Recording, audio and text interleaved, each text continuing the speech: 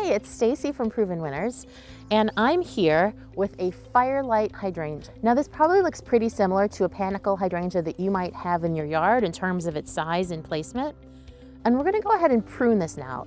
It's mid-March here in Michigan, and the reason that we regularly prune panicle hydrangeas like this is because it ensures that the growth for the coming season is gonna come from the thicker, heavier buds lower down on the plant, which means overall this plant will have more vigorous, thicker growth. That means it's gonna have stronger stems, better flowering, and overall a better looking plant. You do not ever have to prune a panicle hydrangea. We do recommend it. You'll probably be happiest with the results, but if you don't get to it in time, or you don't want to, or your plant's still really small, it's perfectly okay to skip a year or two pruning it. But if you do want to prune it, a Firelight hydrangea like this one, here's how you do it. You're going to aim to shorten the branches by about 1/3 their total height. You don't need to get out a yardstick or anything to do that. You can really just eyeball it.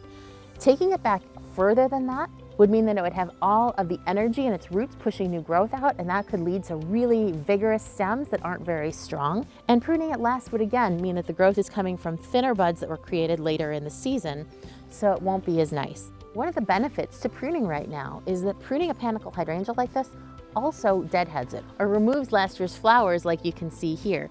So in addition to shaping the plant and giving it a better overall look, you're also removing last year's flowers.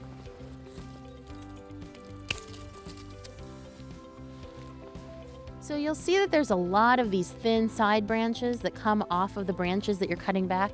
Just go ahead and remove those, because all those do is cluster in the center and create kind of a heavy look. You know, some of the best pruning advice I ever got as a horticulturist is that as you're working, if you find yourself in a position to say, I don't know what to cut back next, take that opportunity to just take a step back and assess your work. And that kind of gives you some fresh perspective on where you should continue to prune.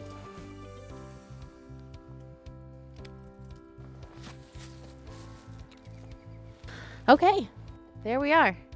Now, as you can see, it looks a lot different than it did when we started, and it may look extreme, but I have to tell you, panicle hydrangeas truly are one of the most forgiving plants that you can prune. And I really like recommending this to people because you really will immediately this season see the positive effects of pruning a panicle hydrangea like Firelight here. But I do want to stress, these pruning instructions are only good for panicle hydrangeas like Firelight, Limelight, Quickfire, etc. If you have another type of hydrangea, you might have to follow a totally different set of pruning instructions. So please, before you prune, make sure you know which type of hydrangea you have. If you don't know what type of hydrangea you have, check out our Pruning Demystified infographic, or send us a picture or comment on the video below, and we'll be happy to identify it for you and get you the proper instructions so you can be happy with your hydrangea.